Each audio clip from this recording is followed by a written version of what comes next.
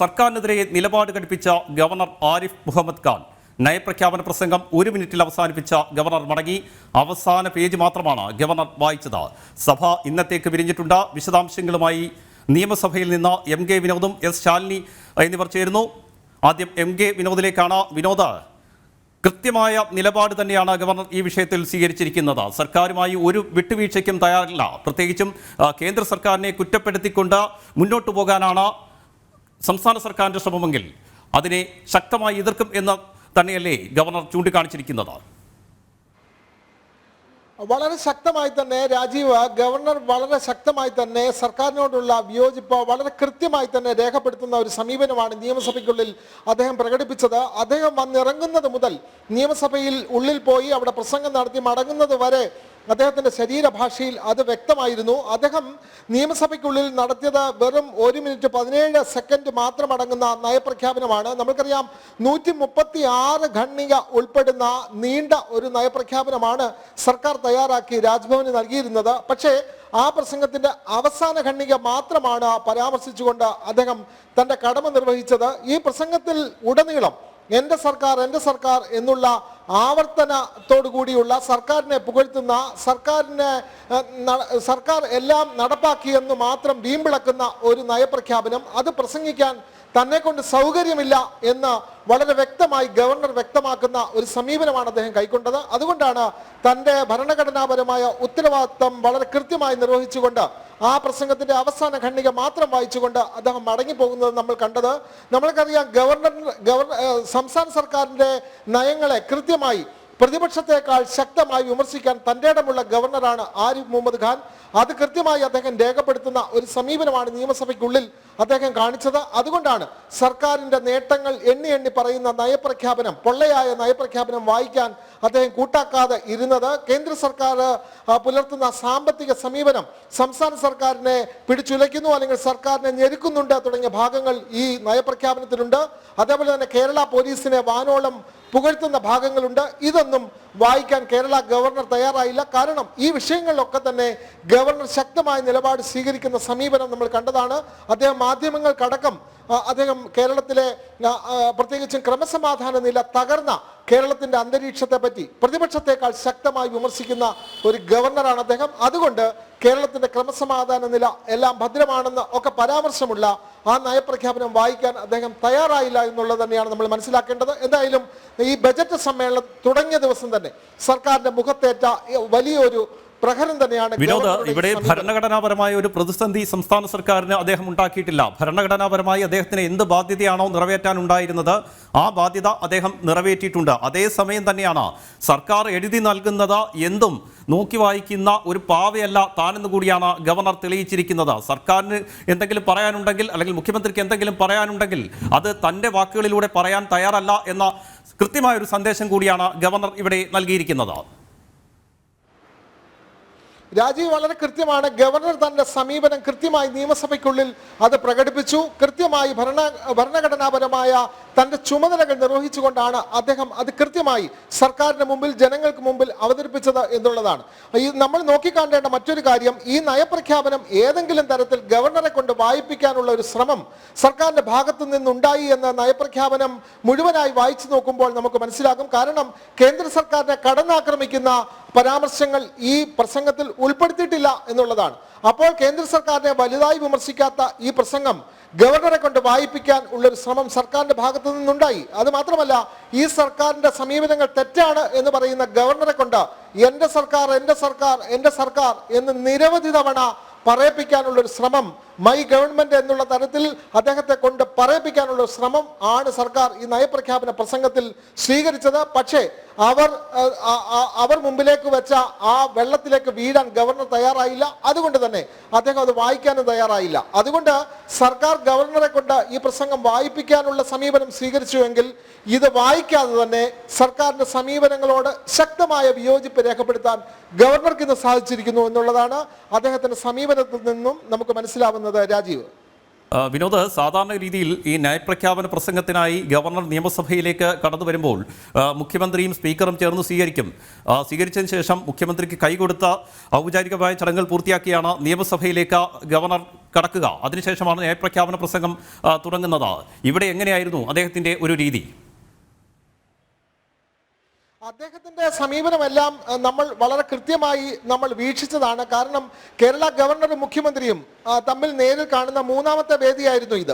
ആദ്യം ഉണ്ടായിരുന്നത് അദ്ദേഹം പുതിയ മന്ത്രിമാരുടെ സത്യപ്രതിജ്ഞാ ചടങ്ങിലാണ് നമ്മൾ ആദ്യം അത് കണ്ടത്. പുതിയ 2 മന്ത്രിമാർ കെ.വി. ഗണേഷ് കുമാറും രാമചന്ദ്രൻ കടന്നപ്പള്ളിയും പുതിയ മന്ത്രിമാരായി സത്യപ്രതിജ്ഞ ചെയ്യുന്ന വേളയിൽ നമ്മൾ കണ്ടതാണ് ഇവർ മുഖാമുഖം നോക്കുവാനോ ഹസ്തദാനം നൽകുവാനോ പുഞ്ചിരിക്കാനോ പോലും തയ്യാറാകാത്ത സമീപനമാണ് ഉണ്ടായിരുന്നത്. എന്നാൽ ഇപ്പോൾ അതിനുശേഷം പ്രധാനമന്ത്രി പങ്കെടുത്ത ഒരു വേദിയിലും നമ്മൾ കണ്ടതാണ്. മുഖ്യമന്ത്രിയുമായി അദ്ദേഹം വേദി പങ്കിട്ടെങ്കിലും ഇവർ തമ്മിൽ മുഖാമുഖം കാണാനോ ഹസ്തദാനം നൽകാനോ തയ്യാറായില്ല. ഇന്ന് ഗവർണർ വന്നപ്പോൾ മുഖ്യമന്ത്രിയും സ്പീക്കറുമാണ് പൂച്ചെണ്ടുമായി അദ്ദേഹത്തെ കാത്തുനിന്നത്. അദ്ദേഹം വന്ന് ഇറങ്ങിയ ഉടനെ തന്നെ ഗാർഡ് ഓഫ് ഓണർ സ്വീകരിക്കാൻ വേണ്ടി പോയി. അവിടെ സേനാംഗങ്ങളുടെ സല്യൂട്ട് സ്വീകരിച്ച ശേഷം നേരെ തിരികെ വന്ന മുഖ്യമന്ത്രിയുടെയും സ്പീക്കറുടെയും പൂച്ചെണ്ടുകൾ കയ്യിൽ വാങ്ങിയെങ്കിലും മുഖ്യമന്ത്രി മുമ്പിലേക്ക് കൈനീട്ടിയെങ്കിലും ഹസ്തദാനം നൽകാൻ ഗവർണർ തയ്യാറായില്ല. വളരെ ചടുലമായി തന്നെ ഗവർണർ വളരെ പെട്ടെന്ന് നിയമസഭയ്ക്കുള്ളിലേക്ക് പാഞ്ഞു പോകുന്നതാണ് നമ്മൾ കണ്ടത്. അവിടെ ചെന്ന ശേഷം ദേശീയ ഗാനം മുഴങ്ങുന്നു. അതിനുശേഷം സ്പീക്കർ നയപ്രഖ്യാപനത്തിനായി ഗവർണറെ വിളിക്കുന്നു. ഗവർണർ വളരെ പെട്ടെന്ന് വരുന്നു. ഈ പ്രസംഗത്തിന്റെ അവസാന പാരഗ്രാഫ്, അതായത് 1 മിനിറ്റ് 17 സെക്കൻഡ് മാത്രം പ്രസംഗിച്ച് അദ്ദേഹം മടങ്ങിപ്പോകുന്ന കാഴ്ചയാണ് നമുക്ക് നിയമസഭയിൽ നിന്നും കാണാൻ കഴിഞ്ഞത്. രാജീവ്. വിനോദ്, നമുക്കറിയാം നേരത്തെ ഈ സത്യപ്രതിജ്ഞാ ചടങ്ങുകൾ കെ.വി. ഗണേഷ് കുമാറിൻ്റെ ഉൾപ്പെടെയുള്ള സത്യപ്രതിജ്ഞാ ചടങ്ങുകൾ നടന്നപ്പോഴും ഇതേ സമീപനം തന്നെയായിരുന്നു ഗവർണർ സ്വീകരിച്ചിരുന്നത്.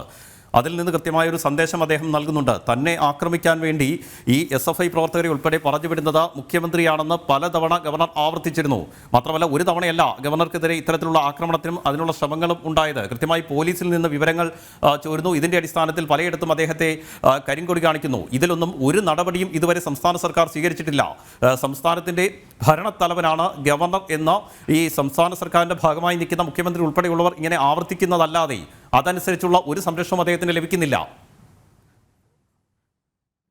വിനോദ, ഒരു നിമിഷം തുടരുക. ഇപ്പോൾ ശ്രീ P.K. കൃഷ്ണദാസ് കൂടി നമുക്കൊപ്പം ചേരുന്നുണ്ട്. ശ്രീ P.K. കൃഷ്ണദാസ്, ഏതായാലും കൃത്യമായ നിലപാട് തന്നെയാണ് നിയമസഭയിൽ ഗവർണർ സ്വീകരിച്ചിരിക്കുന്നത്. താൻ ആരുടെയും പാവയല്ല, ഭരണഘടനാപരമായ ഉത്തരവാദിത്വം എന്താണോ അത് മാത്രം നിറവേറ്റും. അതുകൊണ്ട് തന്നെയാണ് ഒറ്റ വരി മാത്രം വായിച്ച് നിയമസഭയിൽ നിന്ന് ഗവർണർ ഇറങ്ങിയിരിക്കുന്നത്.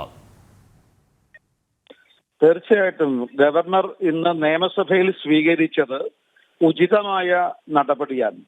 ഒരു ഭാഗത്ത് തന്നിൽ അർപ്പിതമായ ഭരണഘടനാ ബാധ്യത അദ്ദേഹം നിർവഹിക്കുന്നതോടൊപ്പം തന്നെ നയരഹിതവും ജനവിരുദ്ധവുമായ സർക്കാരിനെ പാടിപ്പുകഴ്ത്തുന്ന ഭാഗം വായിക്കാതിരിക്കുക വഴി ജനങ്ങളോടുള്ള പ്രതിബദ്ധതയും അദ്ദേഹം നിറവേറ്റിയിരിക്കുന്നു എന്നുള്ളതാണ് മനസ്സിലാക്കാൻ സാധിക്കുന്നത്.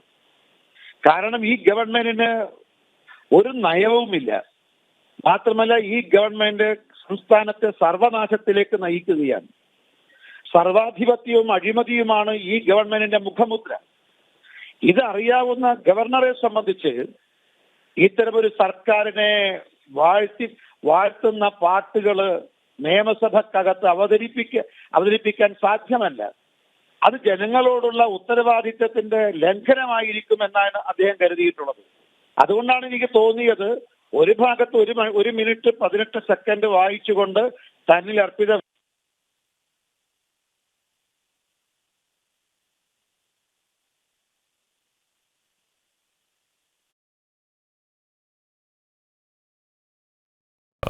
BJP നേതാവ് ശ്രീ P.K. കൃഷ്ണദാസാണ് ഈ സമയം നമ്മളോട് പ്രതികരിച്ചു കൊണ്ടിരുന്നത്. അദ്ദേഹത്തിലേക്ക് തന്നെ തിരിച്ചെത്താം. ഇപ്പോൾ വിനോദ് തുടരുന്നുണ്ട്. വിനോദ്, ഞാൻ നേരത്തെ സൂചിപ്പിച്ചുകൊണ്ടിരുന്ന കാര്യം കൃത്യമായൊരു സന്ദേശം തന്നെയാണ്. അതായത് ഈ അക്രമങ്ങൾക്കൊക്കെ നേതൃത്വം നൽകുന്നത് മുഖ്യമന്ത്രിയാണെന്ന് ഗവർണർ പലതവണ വ്യക്തമാക്കിയിട്ടുണ്ട്. മാത്രമല്ല, പോലീസ് തന്നെയാണ് അദ്ദേഹത്തിൻ്റെ യാത്രാ വിവരങ്ങൾ നിരന്തരം ചോർത്തി നൽകിക്കൊണ്ടിരിക്കുന്നത്. പക്ഷേ അതിലൊന്നും ഒരു നടപടിയുമില്ല. സംസ്ഥാനത്തിൻ്റെ ഭരണത്തലവനാണ് ഗവർണർ. DGPക്ക് ഉൾപ്പെടെ നിർദ്ദേശം നൽകിയിട്ടും ഇതിൽ ഒരു നടപടിയും എടുക്കാതെ ഒളിച്ചു കളിക്കുകയാണ് പോലീസും. വിനോദ, വളരെ കൃത്യമാണ് രാജീവ്. നമ്മൾക്കറിയാം, സംസ്ഥാന ഗവർണർക്ക് പോലും സഞ്ചരിക്കാൻ കഴിയാത്ത ക്രമസമാധാന പ്രശ്നം സംസ്ഥാനത്തുണ്ട്. അദ്ദേഹത്തെ എത്രയോ തവണ വഴിയിൽ തടയുന്നു വിദ്യാർത്ഥി വിഭാഗം. പ്രത്യേകിച്ചും ഭരണം നടത്തുന്ന പാർട്ടിയുടെ CPM-ന്റെ വിദ്യാർത്ഥി വിഭാഗമായ SFI പ്രവർത്തകർ വഴിനീളെ അദ്ദേഹത്തെ തടയുന്നു, വാഹനത്തിന് മുമ്പിലേക്ക് ചാടുന്നു, അദ്ദേഹത്തിന്റെ വണ്ടിയിൽ ചെന്ന് കൈകൊണ്ട് അടിക്കുന്നു. ഇതെല്ലാം നമ്മൾ കാണുന്നതാണ്. നമ്മൾ മനസ്സിലാക്കേണ്ടത് സംസ്ഥാനത്തെ ഭരണം നിയന്ത്രിക്കുന്ന പ്രത്യേകിച്ചും ആഭ്യന്തര വകുപ്പ് മുഖ്യമന്ത്രിയുടെ കൈവശമുള്ള CPM ഭരിക്കുന്ന ഒരു സംസ്ഥാനത്താണ് ഒരു ഗവർണർക്ക് പോലും സഞ്ചരിക്കാൻ കഴിയാത്ത സാഹചര്യം. ഇത് പലതവണ ഗവർണർ പറഞ്ഞതാണ്. ഇത് മുഖ്യമന്ത്രി തന്നെയാണ് തൻ്റെ യാത്രയെ തടസ്സപ്പെടുത്താൻ വേണ്ടി ഇത്തരത്തിലുള്ള ക്രിമിനലുകളെ പറഞ്ഞു വിടുന്നത് എന്ന് പലവട്ടം മുഖ്യമന്ത്രി പറഞ്ഞതാണ്. ഒരുപക്ഷെ പ്രതിപക്ഷം പോലും ഉന്നയിക്കാൻ അവർക്ക് പോലും കഴിയാത്ത തരത്തിൽ അത്തരത്തിൽ വളരെ ശക്തമായ നിലപാട് സ്വീകരിക്കുന്ന ഗവർണറാണ് സംസ്ഥാനത്തുള്ളത്. അങ്ങനെയുള്ള ഒരു ഗവർണറെ കൊണ്ട് സർക്കാരെല്ലാം വളരെ ഗംഭീരമാണ്, ഇവിടെ കാര്യങ്ങളെല്ലാം വളരെ മെച്ചപ്പെട്ട നിലയിലാണ്, കേന്ദ്ര സർക്കാർ അവഗണിക്കുന്നു, ഇവിടെ ഭരണം നല്ല നിലയിലാണ്, ഇവിടെ എല്ലാം ഗംഭീരമായി പോകുന്നു എന്ന് പ്രസംഗിപ്പിക്കാൻ ഉള്ളൊരു ശ്രമമാണ് സർക്കാർ നടത്തിയത്. പക്ഷേ ആരിഫ് മുഹമ്മദ് ഖാൻ അതിലൊന്നും വീഴുന്ന പ്രശ്നമില്ല എന്ന് അദ്ദേഹം വ്യക്തമായി തെളിയിച്ചിരിക്കുന്നു. അദ്ദേഹത്തിന്റെ ശരീരഭാഷയിലും അദ്ദേഹം എടുത്ത സമീപനത്തിലും അത് വളരെ കൃത്യമാണ്. അതുകൊണ്ടാണ് ആരിഫ് മുഹമ്മദ് ഖാൻ അത്തരത്തിൽ സർക്കാരിനെ പുകഴ്ത്തുന്ന നയപ്രഖ്യാപനം വായിക്കാതെ തന്റെ ഭരണഘടനാപരമായ നേരത്തെ ശ്രീ PK കൃഷ്ണദാസ് അദ്ദേഹം സംസാരിച്ചുകൊണ്ടിരിക്കുകയായിരുന്നു. ഇതിനിടെയാണ് ചില സാങ്കേതിക പ്രശ്നങ്ങൾ ഉണ്ടായത്. ശ്രീ PK കൃഷ്ണദാസ്, താങ്കൾക്ക് തുടരാം.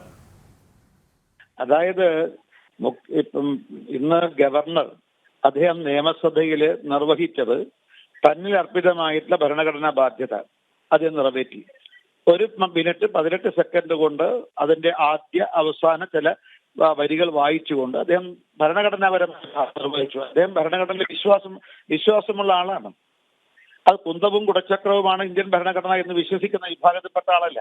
അതുകൊണ്ട് അദ്ദേഹം ഭരണഘടനാ ബാധ്യത നിർവഹിച്ചു.